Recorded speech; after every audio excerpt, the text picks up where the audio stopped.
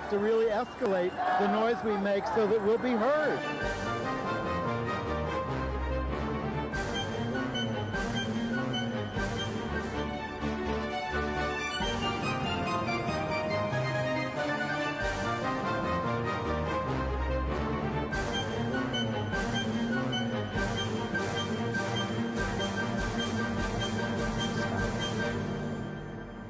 Welcome to Gay USA. I'm Andy Hum. I'm Ann Northrup. And in the news this week, there's a lot of turmoil over LGBT rights legislation and anti-LGBT legislation, especially in Indiana. We'll bring you up to date on some of that, and we'll talk about those scary Republicans who are moving forward toward the presidency. Watch out. But there was a big breakthrough for transgender people seeking coverage of gender reassignment surgery. And maybe good news in Harlem, New York City, where a virulently anti-gay church that we've told you about before could be transformed into a shelter for homeless LGBT youth. After a 40-year battle, the New York City Public Schools has finally appointed a point person on LGBT issues. A day late and $1 short. The Mennonite minister who helped an ex-lesbian abduct her daughter from her former partner is now supposed to go to prison. There's some alarming news on how the Mormon condemnation of same-sex marriage and denying baptism to the children of gay couples and things that we told you about before has affected LGBT Mormons. Good news, an 82-year-old gay veteran is finally getting an honorable discharge. In India, the Supreme Court there will reconsider its decision to reinstate the country's anti-sodomy law. But a Chinese male couple who we've told you about, who are suing for the right to marry, had a picture of them kissing censored by a newspaper in Pakistan. In New York City, at least, there's been a rise in the use of crystal meth by gay men, and it threatens the gains in reducing HIV infection. Horrifying moment on the Bill Maher HBO show last week where he was lauding a quack scientist who was claiming a cure for HIV. And no, Queen Latifah did not come out on the SAG-AFTRA Awards this past weekend. We will explain. All right. But we start all over the U.S. with proposed legislation for and against LGBT people. There are now, I guess, over 150 anti-LGBT bills in 30 states. And you can read all about these, by the way, by going to Equality Federation, we got this website up, equalityfederation.org, and you can read about tracking them in your state. Yeah. But, for instance, in Indiana in this last week, a Senate committee passed what the right wing claimed was a pro-non-discrimination bill covering only sexual orientation, not gender identity, but it had a huge religious freedom clause, bigger than the law they passed last year that got them in so much trouble. Don't they ever learn? And it also had a prohibition on individual towns and cities passing better local laws. Charming. Well, the interesting thing was that Freedom Indiana, which is the LGBT rights group out there, said they're deeply disappointed that the bill was deep-sixed because they said they thought they could fix it on the floor. Yeah, but clearly they couldn't fix it on the floor. That's why it died. We're happy that it died in the form it died in, that it was passed out of the Senate committee. I guess maybe they thought if we could have fair votes on amendments and things, they could make some progress on it. Well, but they couldn't, well, by that's definition. Why we need a federal LGBT. We need the Equality Act passed nationally, which would override what all these other places are doing. Meanwhile, as they're arguing over various versions of these laws in Indiana, and there are more to come in Indiana, go to equalityfederation.org for details, the right wing is bringing lawsuits to attack all the non-discrimination laws that do exist locally in Indiana. They are relentless and shameless. And you know, in Michigan, we told you that there was a group that was trying to push a ballot proposal on LGBT rights. Well, that would have been a good one, rights. yeah. Well, it would have been good, but except that most of the groups out there were against bringing it to a referendum. Well, because they're scared. Yes. And, you know, which way do you go? We win some, we lose some. So they said, so the standard group said, we could lose this. It could be another Prop 8. Please don't try to bring this referendum for a public vote on our rights. Well, never mind. They've abandoned the effort. Yes, they said they didn't have enough money to push that forward. In South Dakota, the House there has passed an awful student bathroom bill 58-10. that forbids transgender students from using bathrooms that conform to their current gender identity. Just terrible. Terrible. Just terrible. But better news from Lewisburg, West Virginia, where the city council unanimously passed legislation to protect people on the basis of sexual orientation and gender identity in jobs, housing, and public accommodations. Congratulations, Lewisburg. Well, there are several towns and cities in West Virginia Many. that have been passing these laws without this kind of nonsense that's going on in other places. And it's become such a conservative state in federal elections for these days, but it's sort of a reliable... And Joe Manchin, the Democratic senator from West Virginia, has not been a friend to us in the United States Senate for the most part, but somehow the firestorm of paranoia has not hit West Virginia on these bills, and it's very strange how it breaks out in some places but not in others. Yes. But it. Well, yeah, I think that has to do with, well, they did it over there on the other side, you know, this part of the state, we could do it, they did it, we did it, that kind of stuff. We used to try to say that in New York when it took us 15 years to pass the gay rights bill. We said, the whole state of Wisconsin do it, can't we do it here?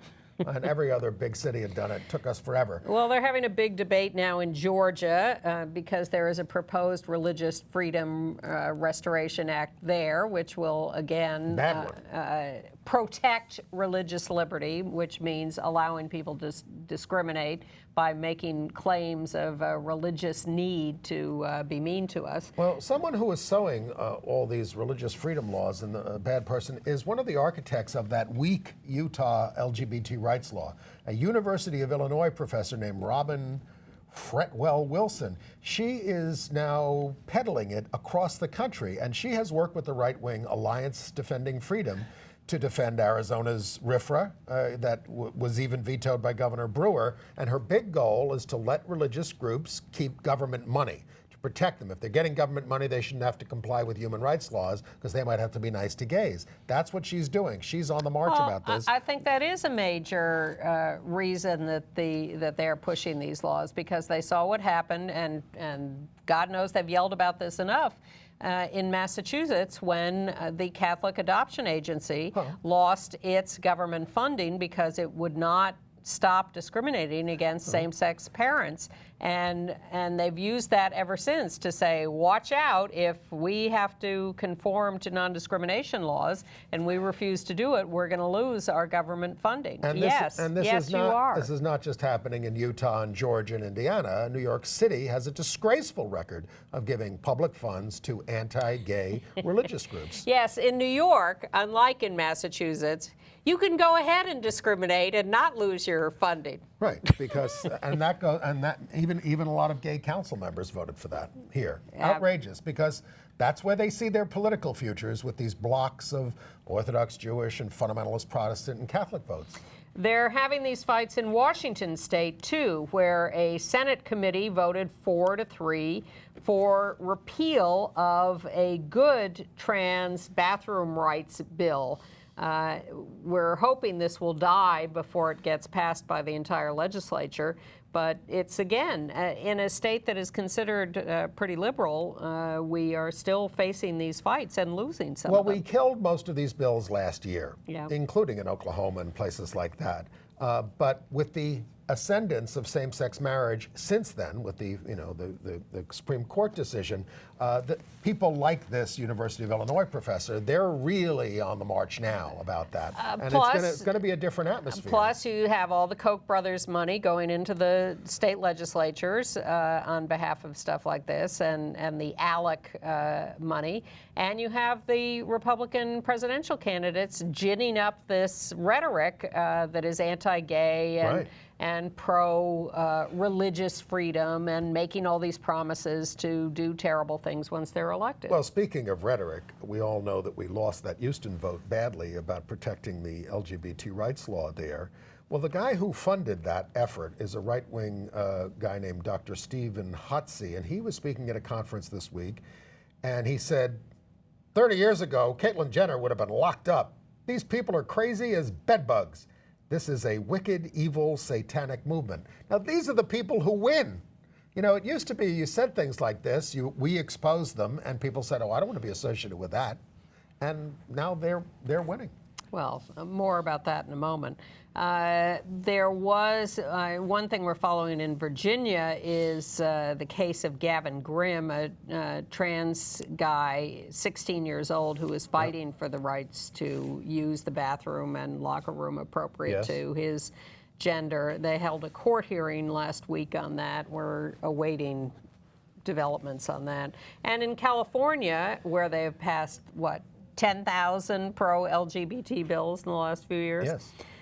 Equality California has proposed a new law that would require all single restrooms be labeled all gender. Now, I've kind of wondered why we needed that label. Why not just, just call it water closet, restroom? Yeah. But evidently, they seem to think you need a more proactive statement. That everybody is welcome in that restroom. I think it should be the law everywhere. I want to discuss for a minute before we get into the presidential candidates, as we're on this kind of legislation and the kinds of statements you made. The New York Times published something in their magazine section this last weekend about how homophobia is an inappropriate term. This is one guy's opinion, because it medicalizes bigotry. Well, I used to kind of feel that way myself. I mean, and as a reporter, I started using the term, I wouldn't use homophobia or homophobic, I would say anti-gay bigotry or anti-gay prejudice. Then I met George Weinberg, who coined the term homophobia back in the late 60s and into the 70s. And is credited with such in this New York Times piece. But as George explained to me, the root of prejudice, of what people do to us, is based in fear. He said, look at a snarling dog. That dog is expressing fear when it snarls. And when two men are walking down the street and some straight guy or not feels he's got to beat them up because he's just seen them, what the hell is that about? I mean, that is more than just prejudice. It's sick. Now, the author of that article was sort of saying, well, you're letting them off the hook, you're excusing them because you're medicalizing it, but we're not excusing it. We're trying to understand it so that we can stop it. And au contraire, I think not to label it as crazy or inappropriate in that way is to let them off the hook. It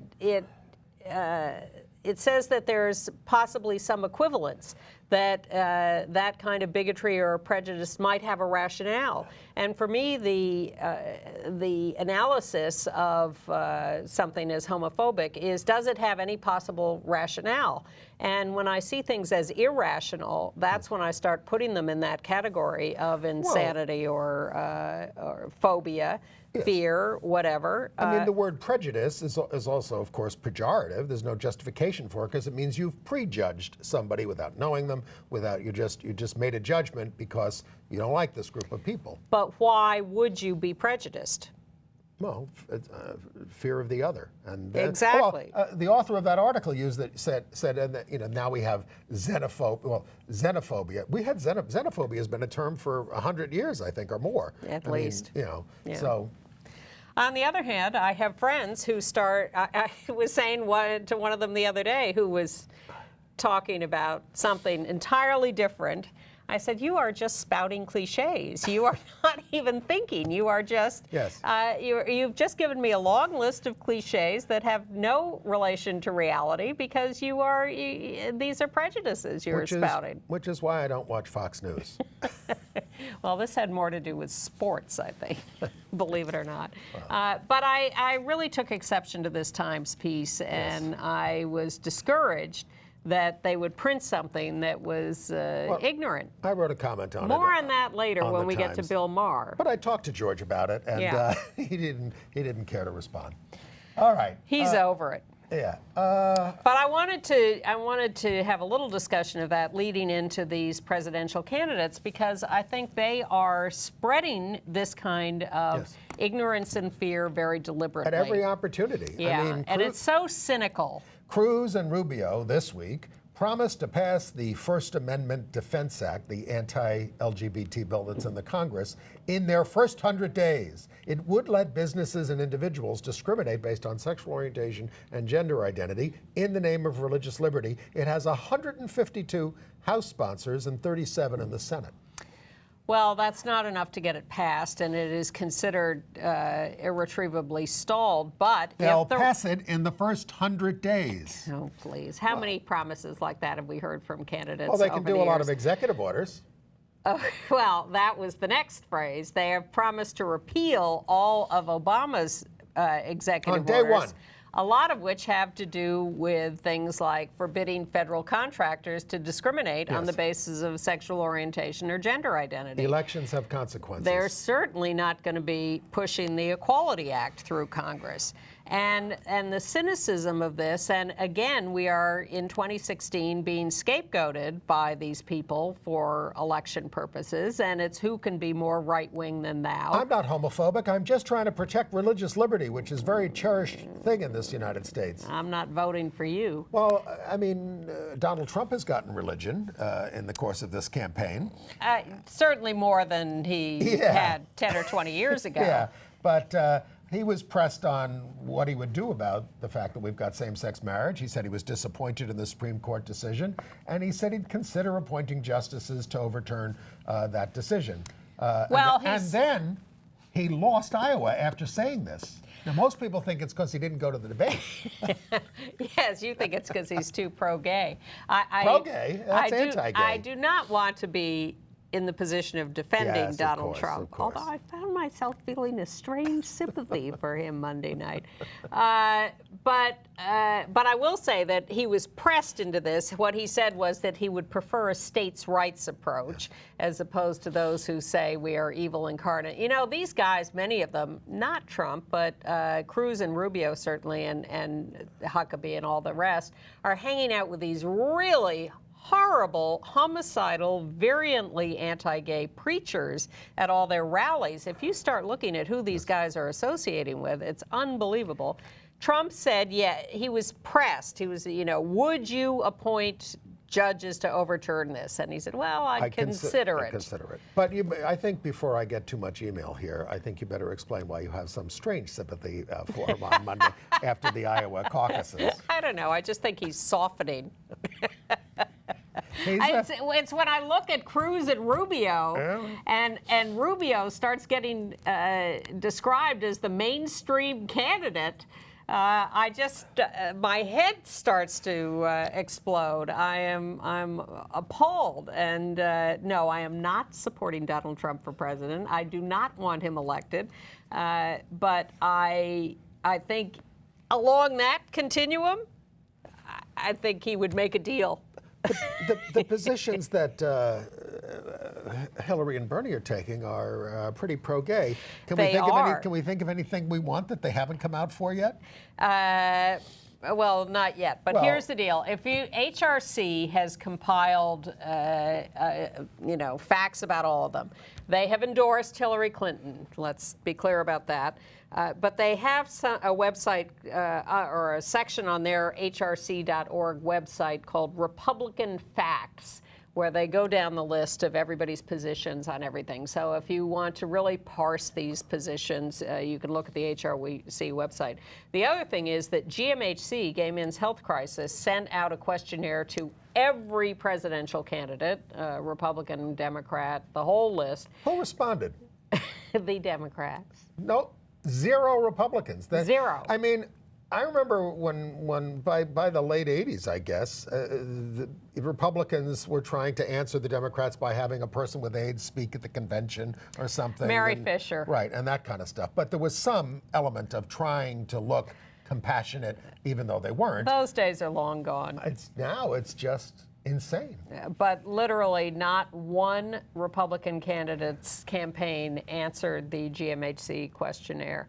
Now, a lot of it had to do with stigma and discrimination, and that may be what scared them off and said, we're not dealing with this. This is not just, medical questions or whatever. All right. And they're all out to destroy healthcare anyway, so why would they answer a GMHC questionnaire? And the Eastern District is out to destroy rentboy.com. This was we were at the protest again, they closed them down. The Eastern District. This is the website for escorts. Yes, where escorts can advertise their services. It's been around since 20 years, 1996. It has had floats in the Pride Parade in which all the politicians march. Wasn't bothering anybody, but they have indicted Jeffrey Horant, 51, and added a money laundering charge to the other charges. They did not name the 6 other people who were arrested in this. No, but they're may, pending, yes. And the indictment is very homophobic. As were the original charges when they arrested them. And he's charged with promoting prostitution and, as you said, money laundering. Yeah. Not good. Your government in action, even with the Obama administration in charge of the Justice Department. Right. All right, shall we get to, let's get to a terrible story out of Austin, Texas. Yes. Monica Loera. L-E-O-R-A, I think it is. L-O-E-R-A. L-O-E-R-A. 43 years old, trans woman, shot. There she is. Shot dead on the street. Yes. By a man that she was having a conversation with. They've arrested him. Yes, his name is John Casey Rowell. She was, of course, misgendered by both the police and the media before that got cleared up. The one distinction here is that she is the first reported murder of a trans person in 2016. There were 22 reported murders in the United States of trans people in 2015. I still think that's only the tip of the iceberg. Absolutely. But this becomes the first case. And I'm glad there's an arrest, at least. Now, we only protect transgender rights statewide in New York through executive order by Governor Cuomo, and the Pride agenda is going out of business. So more than 70 LGBT groups and allies petitioned the Republican State Senate to pass GENDA, the Gender Equality Non-Discrimination Act, sent it to the Republican leader, who criticized Cuomo for doing an executive order. So exactly. They're saying, they're calling his bluff. Pass the bill. Yeah, you say it has to be done by the legislature. Do it. Fine, do it. You're the legislature. Right. What's the problem? Exactly. Address the issue. Exactly. In Clovis, California, for some strange, unexplained reason, the school board trustees refused to update a gender-specific dress code, even though it flies in the face of the state law. Well, I mean, this sounds like something I'd expect from a Catholic school where they can make all these kinds of restrictions, and I don't just mean to single Catholics out, but I mean, certainly when I went to school, you couldn't have your sideburns this or your hair long, but that's what it's about. It's about letting boys have long hair and wear earrings if they want to, and removing language that says dresses and skirts are only for girls, and they wouldn't do it. In fact, one of the trustees on the board said, "A woman's a woman and a man's a man, there's a difference." But the district does, so in protest of this, boys wore dresses to school. They were not disciplined for that. Right. But a girl wore a man's shirt which said on it, "The dress code sucks. she was disciplined. The district does say if a student is transgender, they will allow them to dress in their gender identity. Okay. But they really need to change those rules. Well, in New York City, they finally have a point person on LGBT issues. Jared Fox, 28, one of the who founded the New York City chapter of GLSEN, the Gay, Lesbian, Straight Education Network. This mainly happened because Danny Drum is out as an out gay teacher, and he's head of the education committee for the city council. He's now on the city council. And he heads the education committee. So it's a very big job, but I interviewed Jared. He's very energetic. He's trying to, cover all the bases. The biggest thing they're going to do is this thing they did in LA where they're going to have teachers wearing these lanyards that say out for safe schools so that any teacher can, you should try this in your district. Any teacher can identify themselves to students and saying, I'm somebody you can talk to about LGBT issues. And that really has the hope. There are thousands of these that are being put on to change the atmosphere in a classroom. And it doesn't just, leave it to a day or yes, to me what changes the atmosphere in a classroom, having done this education for many years and having done a session recently in Brooklyn, is having an open conversation with the students about these issues and letting them voice their questions and fears and talk about it. And once you do that and open up the conversation, then you have a chance, I think, of changing the atmosphere and the relationships. I once had a teacher stop me on the subway and say, you came to my school, you changed our school completely just by doing a few sessions and opening up the conversation. So, I certainly hope something like lanyards can make a difference, but it's sanctioning the conversation that I think makes a big difference. They're also talking about changing the curriculum, and as Jared Fox said to me, very important, so that the gay students, LGBT students, see themselves in the curriculum, and that the other students see LGBT people in history. Absolutely. That's part of the deal. But unless you break the silence and allow actual conversations in a controlled atmosphere, not people hitting each other, I think it's going to be forever restrictive. I was under the impression that it's still... ask us questions. Yes, I was under the impression it's still very hard for teachers to come out to their students in the schools, even in the New York City schools. But he says he knows a bunch who have now. I know a bunch who have too, but look, the whole world is still scared and homophobic. A columnist for the Aspen Daily News newspaper, it couldn't be a more liberal town in the United States, wrote a column this last week coming out, and it was torturous to read this. He was so scared and so apologetic for who he was, and it took him so long to do it. And I'm glad I got it over with in the 70s. It's hard to go back in the closet. Some people do. It's hard for us who've been out for 40 years to fully identify with people who are still scared. I freely admit that. But really... And yet, and again, I'll just use him as a reference, this Jared Fox, he came out when he was 13 in school, Catholic school, was bullied over it, and his mother took him out and put him in a public school, and he said it was great, and he started a Gay Straight Alliance in that school, but 13 years old in Ohio. So he did it. I know people have done it in Utah when they were teenagers. I mean, lots of people are doing it. There are a variety of experiences. There are a variety of situations. Some are easier than others, but... the only ones not doing it are SAG-AFTRA award winners. More about which later.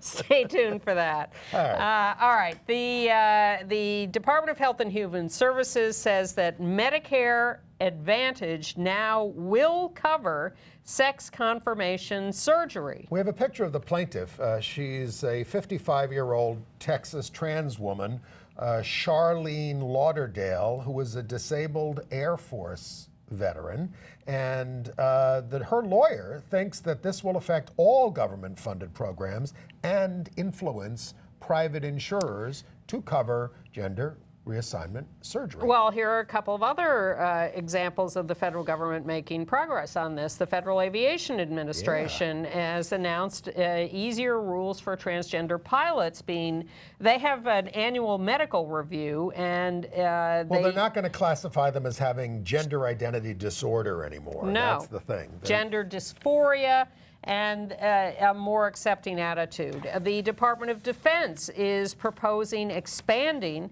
mental health care and all trans care, presumably for veterans, since they don't acknowledge they have trans people serving, although surveys seem to indicate there are, what, 10 to 15,000 trans people serving in the military? But whatever. They will not cover surgery yet, but they will cover all kinds of other care for veterans or people serving, I hope. And speaking of all these, transgender issues, who did this study? Was it the Williams Institute? They found that they looked at the 17 largest school districts in the country and found that the number of complaints of trans people, transgressing and causing trouble because they used the facilities that were was zero. None.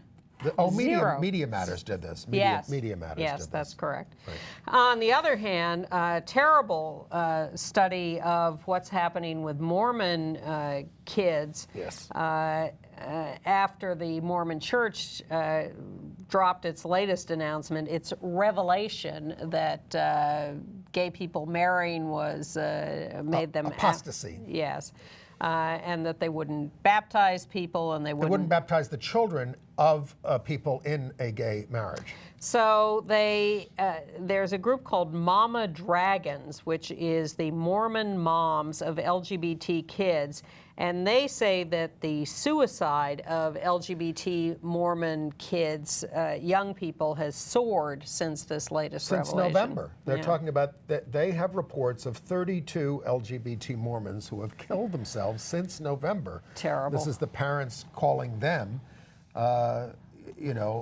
Thousands of Mormons, by the way, left the church in protest. Yes. Many publicly did this because it was so outrageous. Yep. Should we mention this Harlem thing before we get into the we've told you about that homophobic church in Harlem, Atla Church, is that the name of it? Reverend Pastor James Manning. He's a horrible anti-gay bigot. Well, he's not. He's behind in his payments, mortgage payments or something. He's being foreclosed on by the city.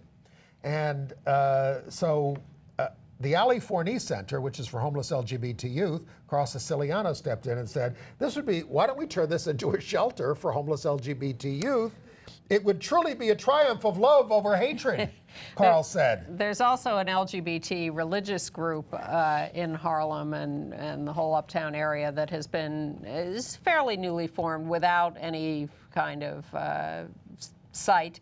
And they want to bid for it, too. There's an auction, supposedly, on February 24th. We'll see whether the pastor succeeds in stopping the auction and holding on to his church, or whether others have a shot at it. In Nevada, a trans man police officer, Brad Roberts, is banned from using the men's restroom unless he has genital surgery. So Lambda has filed an amicus brief in his suit, which is in federal court.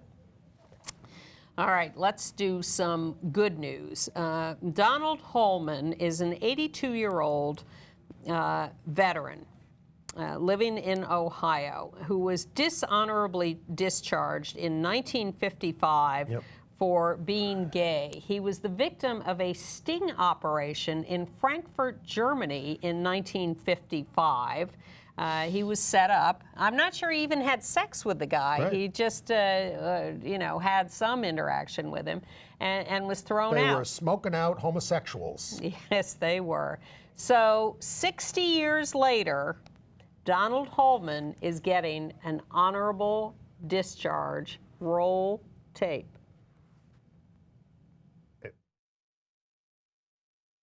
I was born in Alabama, small town parish.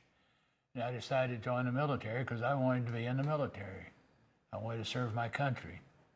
And I was very happy the time that I spent in it. Well, I went to training in South Georgia there at Fort Campbell, I think it was. That's wherever I can remember. And then ended up in Fort Devens, Massachusetts.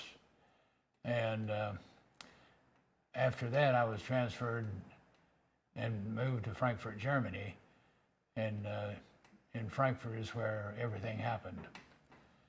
I met a young man, I guess, about my age at that time, on the sidewalk, and we started talking, and I don't know who made a move, but we didn't do anything either. Right after the conversation and move, it was just like a police officer behind me so it had to be a sting operation. Well, I was immediately, like in next 2 or 3 days, I was on an airplane back to New York, and discharged almost immediately, just bang, bang, bang, you know, and no explanation, no conversation, no nothing. Oh, no, well, actually, if I had openly said why I was discharged, I would have never, back in those years, I mean, you would have been a piece of trash. And I didn't tell anybody. My family never knew it. My wife never knew it. Nobody knew it. But I was very successful in my life. And I married, had 3 children, which I'm very proud of. They're very successful. I have one in California as events planner, very successful. And I've been successful. I had 2 companies. One company I had 2,200 employees, and I sold it, a human resource company, and I just had a great life. And I just look at it now and say, for what happened in the military, nobody can damage me for what what I do today. My daughter from California was in, and we started talking about my military, and I finally acknowledged to her that I had been in the military and been undesirably discharged. And with that, she was very acceptable, had no repercussions, she had no upset about it, and she ended up getting in touch with Lori Gum with Stonewall, and then she and I and Lori got all of our paperwork together and sent it out to get our records. The fact that I'm 82 years old and I kept this all a secret, and I don't think it was the right thing to have been done. So many people have suffered the same thing I suffered. Well, we got the records thanks to Lori Gum and her work that she did, even though they said that they couldn't find the records to begin with. And then after a little bit of effort on our part, or Lori's part, they found the records. First they said they were burned. And now it's been so great that the records were found, application was made, and they came back and said it'd be a year. And Lori and myself has said, we can't wait for another year because I'm 82 years old. I'd like to get it solved, and we've asked Senator Brown to help us, and he has written a letter to the Army Department, so hopefully that will take care of it, and hopefully it'll do it soon. And I'd be so happy when the conclusion comes to this and I get my honorable discharge, and I'd be happy for my family and anybody that knows about it. And I hope that happens with every other person that was mistreated. And I'd like to suggest and say to those military people who has had this happen to them, move forward and try to get it changed. You'll be happier, and there's no need in you having to put up with it. So that's the way I feel about it. It's never too late to stand up for yourself. He did get the honorable discharge. Yes, so very moving story. And just to give you an example of how things have changed, in the every year there's something called the Military Spouse of the Year, which is a national competition, I guess. So And it's for not necessarily being a good spouse, it's for doing service to the military community as a military spouse. So the naval base at Coronado, California, which is San Diego, got together its nominee for the national competition for Military Spouse of the Year. And guess what? It is a man married to a man in the Navy. Yes, it's legal now. So I've heard. It's legal to be out in the Navy. And it's legal to get married. They have been embraced by the base, and it's a very touching story, and we have a local news report on that. 10 News military reporter Hannah Mullins has the uphill journey to get this far. I was the kid who didn't want to be gay. But there was no denying it. So I graduated from instructor school today. It's kind of hot. Brian Alvarado met his husband online 2 years ago. I'm proud that he put his head down and he did his work and he made it about the Navy and not about himself for 15 years. It is joyful that now he can have both. With his head up. With his head up. Perhaps scarier than any moment in war was going to the unit's Christmas party. Sorry, I'm That moment when he said, "Hi, this is my boyfriend Brian," what is the reaction going to be? I was sweating in my tuxedo. But he was Matthew's rock. And the unit as a whole took him in as part of the family. That empowered Brian. He transformed what was basically a wives' club with facials and manicures to a true family readiness group, prepared for sudden deployment, tsunamis, and lockdowns. He raised money for a sailor whose house burned down, helped sailors buy homes, and vets get jobs. That's why I married him. And in an interview that's supposed to be about Brian, I'm trying really hard not to cry. it's about his husband. He doesn't like being called a hero, but there's just no denying it. Maybe that's why he was nominated. It's just an overwhelming sense of being thankful. And he'll find out on Monday if he makes it to the top 3 in the entire Navy. My God. It's a great story. Yes. I want to note with sadness the passing of Michael Kennedy. He was a radical lawyer who started out by defending Huey Newton and the IRA and all kinds of groups like that, but he also defended our friend Father Bernard Lynch, who was falsely accused of molesting a kid in 1989 because he was a gay activist, and Michael Kennedy got the whole thing thrown out of court, and Because it was trash. And Bernard exonerated, but he was a terrific social justice lawyer. Lots of people in the various movements are missing him. Freedom to Marry, Evan Wolfson's group, has finally officially closed its office, but it has kept its website, freedomtomarry.org, which will have all its archives on there, the entire history of the marriage movement. So you can go to, and current resources, you can go to freedomtomarry.org for all of that. And still. in what may be, well, it's not an end to the saga, but we've told you for years about this Virginia-Vermont case of a lesbian couple. One of them became an ex-lesbian, and she left the relationship, and she took the child against the law and absconded to someplace where we don't know. Central America is the best guess.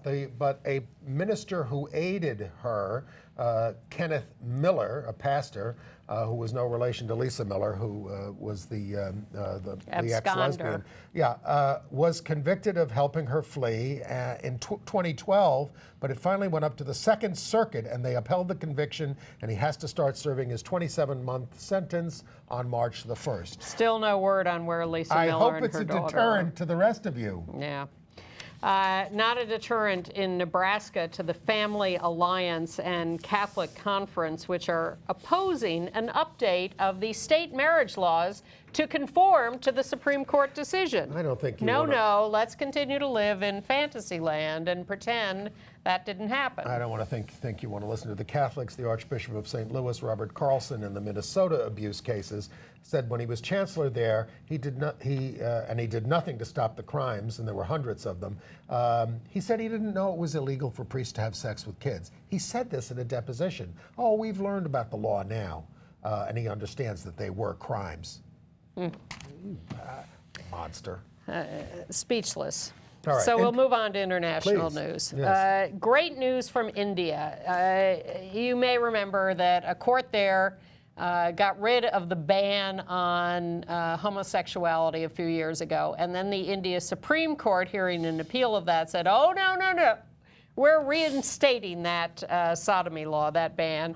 And everybody went, oh, no. And it was horrible for a couple of years. And our side, in a last-ditch effort, went back to the India Supreme Court and said, look, you heard this with 2 judges. You really should have heard it with more judges. You really ought to be reconsidering this. And this week they decided, yes, they will allow a 5-judge panel to rehear the case and decide, and that is great news for us. Vigils were held across the country to support that effort. In Italy, they also, the right wing tried to have a big 1 million person demonstrations across the country, and they only got tens of thousands on Family Day. Now, they're supposed to vote on that this week?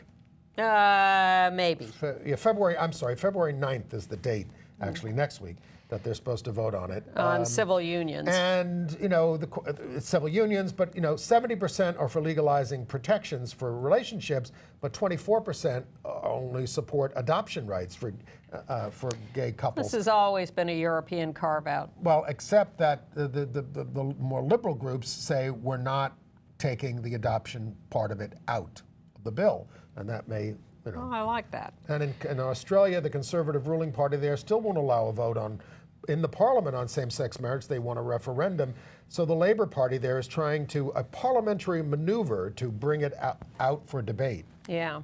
And the hideous former Prime Minister of Australia has been in this country speaking. In this city. We couldn't find out where he was, and we would have demonstrated against him. Very anti-gay. And terrible. He spoke to some complete, you know, right-wing. What was that? Yes, about the need to preserve the heterosexual family. We're not against gay people, but we must preserve family values. So his lesbian sister tweeted about how wrong he was. The High Court in Colombia in South America will hear the marriage question again. They several years ago mandated that same-sex couples had to be given equal rights to straight couples, and the Congress promptly ignored them, refused to change the laws. So now and the Inspector General wanted all same-sex relationships voided. So the High Court will hear the marriage question again, and this time maybe mandate full marriage rights for same-sex couples. That's the hope. Now, if you were in Pakistan last week, you may have been confused by your copy of the International New York Times. Can we show that picture? Well, first let's show the picture of the two men. We've told you that there's a gay male couple in China who are suing for the right to marry. So the New York Times put a picture of them on their front page. It's just a gentle, like, peck on it may even be on the cheek. I'm not even sure whether that's the lips, whatever, but it was on the front page of the New York Times. So around the world, various countries publish versions of the New York Times. There's an international edition. So in Pakistan, this is what appeared on their front page. Nothing. A big blank space. Wow. The International New York Times in Pakistan, blank space above the fold. Wow. Yeah, so... Well, which kind of drew more attention to the story, and it made me read the story. You know, these guys are very brave. They brought a district court case. It's the first time a case like this has been accepted. And one of the men said when he came out to his family at a party at 14, well, he was asked, he was a 14-year-old kid. Somebody at the party said, "Do you have a girlfriend?" He said, "No, I like boys." So his father, he didn't know enough. When they got home, his father kicked him, and he punched his father back and moved in with his grandparents, who welcomed and fed his boyfriends. Superb. Now, we told you last week that in Britain, a straight couple was petitioning a court for equal rights to civil partnership. The court has rejected that claim, saying that there is no inherent right to a civil partnership, so the government is entitled to do with it as it wishes, including making it available only to same-sex couples. Well, the judge also said that the United Kingdom was under no obligation to extend marriage to same-sex couples. They did, but they were under no obligation to. The judge also said that the straight couple had not been discriminated against, but also said they can appeal. And said that, what was I going to say? Well, Peter Tatchell, who was... said you could get married. Yeah, I know. That's the point. They don't want to get married. They want to have a civil partnership. Peter Tatchell, who's behind this, said that it's a sad defeat for love and equality. And Peter Tatchell has also changed his mind on the Northern Ireland case of the cake bakers. Yeah. He put out a statement this week that said the couple that were prosecuted for refusing to put a pro-same-sex marriage message on a cake should not be prosecuted because it was about a specific message supporting same-sex. I can agree with that. Yeah. I can agree with that. We're saying if you bake wedding cakes for straight couples, you should have to bake them for gay couples as well. But to put a specifically political message, I can agree with that. Yeah. We're big on the First Amendment here. They don't have one over there. Can't we all just get along? They're certainly not into it in and I will just say the Arab world. 6 Arab nations have banned the movie The Danish Girl for moral depravity. Qatar, United Arab Emirates, Oman, Bahrain, Jordan, and Kuwait. Jordan said it promoted homosexuality and gender transformation. I guess you can't, they don't allow Gay USA over there. I haven't, well, we're on the internet. We'll see. On YouTube. I thought people objected to it just because they found it a little boring. I haven't seen it. In the Church of England, there's a poll out of their members. 45% now support same-sex marriage, 37% are opposed. Nationally, 56% support, 27% oppose. I think that's for that. And back to the Middle East. Well, yeah, go ahead. Saudi Arabia, 2 male couples have been arrested supposedly for marrying each other, cross-dressing, consuming alcohol. It's the old story. In Germany, 2/3 of people now want gay marriage legal, and 1/4 are opposed. Most conservatives support it now, but the Merkel government, including 61% of those who voted for Merkel, support it. But she's the one who's blocking the vote in Parliament. 68% of Catholics support it. And in Russia, there is a story of a transgender woman murdered. And Angela Lekina, her ex-wife's boyfriend has been arrested on suspicion of the murder. Angela became famous for a video that showed up online of her being stopped by a cop for a traffic violation and him freaking out when he saw her driver's license, which had a male gender marker on it. That's called transphobia. Yeah, and yes, exactly. And now she's been murdered. All right. AIDS news. A couple of big stories this week. The one that really freaked me out was this Bill Maher HBO show thing. I have such mixed feelings about Bill Maher, but he can be a real jerk. That's exactly the word for him. Yeah. He thinks that's funny. Yeah, but you know, he does contemporary issues, so I sometimes tune into the show on Friday nights. And I tuned in last week, and he does an interview guest for a few minutes at the top of the show. And to my shock and horror, it was this guy who's a doctor in Mexico who had been treating Charlie Sheen, had been talked about on the Dr. Oz show by Charlie and Dr. Oz. Samir Chachua? Chichua, I think. Chichua. So when Dr. Oz was doing this, a 2-part interview with Charlie Sheen, Charlie says, I was on my meds, my regular meds, I was doing fine, but I wanted to try alternate things, and this guy was promising a cure. I went to Mexico. I went off my meds. I worked with him. I thought he was helping me, but now I find that my viral load has gone up again, so I'm not a fool. I'm back on my meds. So then this Mexican doctor shows up on Bill Maher. And Bill Maher is just giving him a platform to say, oh, yes, I found the cure. I've cured Charlie. Everything's fine. Here's the cure. He uses the milk from arthritic goats to cure HIV. I mean, he's not even licensed in the United States. He won't say how his treatment works. Spontaneous remission. Maher loves to mock religion and say, they don't accept science. Well, this is a complete AIDS denialism. It's just outrageous. The doctor says there's a virus in goats that destroys HIV, protects users for life. All the side effects disappear from the regular meds. I saw this and I immediately emailed the top AIDS activists and treatment activists I know and said,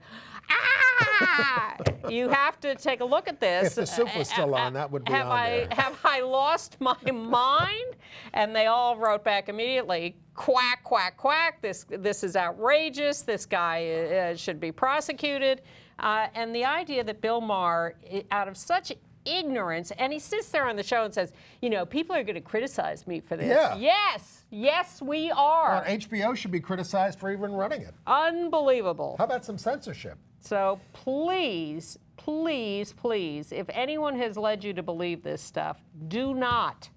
Even Charlie is back on his regular meds. I hope he's not the victim of the profiteering that is the next AIDS story this week. I mentioned my friend, Father Bernard Lynch. He's going to be in New York from London, and they're going to be showing a movie made about him in the 1980s, AIDS, A Priest's Testament, when he did this heroic AIDS ministry work. It's going to be Saturday, February 13th at 2:30 p.m. at the community center, free and open to the public, and there'll be a discussion with Bernard afterwards. Nice. What I was trying to segue to was the fact that the AIDS Healthcare Foundation is suing Gilead for profiteering on tenofovir, which is one of the elements of both PrEP and PEP.